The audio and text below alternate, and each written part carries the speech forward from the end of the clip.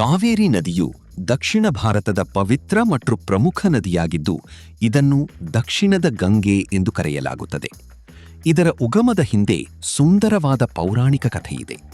ಪೌರಾಣಿಕ ಕಥೆ: ಬ್ರಹ್ಮನ ವರ. ಹಿಂದೆ ಕವೇರ ಎಂಬ ರಾಜನು ತಪಸ್ಸು ಮಾಡುತ್ತಿದ್ದಾಗ ಬ್ರಹ್ಮದೇವನು ಆತನಿಗೆ ವಿಷ್ಣುಮಾಯೆ ಎಂಬ ದೈವಿಕ ಕನ್ಯೆಯನ್ನು ಮಗಳಾಗಿ ಅನುಗ್ರಹಿಸುತ್ತಾನೆ. ಆಕೆಯನ್ನೇ ಕಾವೇರಿ ಎಂದು ಕರೆಯಲಾಯಿತು. ಅಗಸ್ತ್ಯರ ಜೊತೆ ವಿವಾಹ. ಕಾವೇರಿಯು ಲೋಕ ಕಲ್ಯಾಣಕ್ಕಾಗಿ ನದಿಯಾಗಿ ಹರಿಯಲು ಬಯಸುತ್ತಾಳೆ. ಆಕೆಯು ಅಗಸ್ತ್ಯ ಮುನಿಗಳನ್ನು ವಿವಾಹವಾಗುತ್ತಾಳೆ. ಕಮಂಡಲದಿಂದ ಉಗಮ.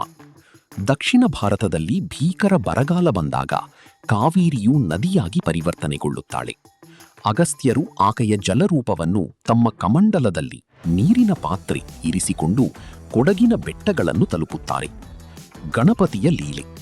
ಅಗಸ್ತ್ಯರು ಕಮಂಡಲವನ್ನು ಇಟ್ಟು ವಿಶ್ರಾಂತಿ ಪಡೆಯುತ್ತಿದ್ದಾಗ ಗಣಪತಿಯು ಕಾಗೆಯ ರೂಪದಲ್ಲಿ ಬಂದು ಕಮಂಡಲವನ್ನು ತಳ್ಳಿ ಕೆಳಗೆ ಬೀಳಿಸುತ್ತಾನೆ. ಆಗ ಹೊರಬಂದ ನೀರು ನದಿಯಾಗಿ ಹರಿಯಲು ಪ್ರಾರಂಭಿಸುತ್ತದೆ.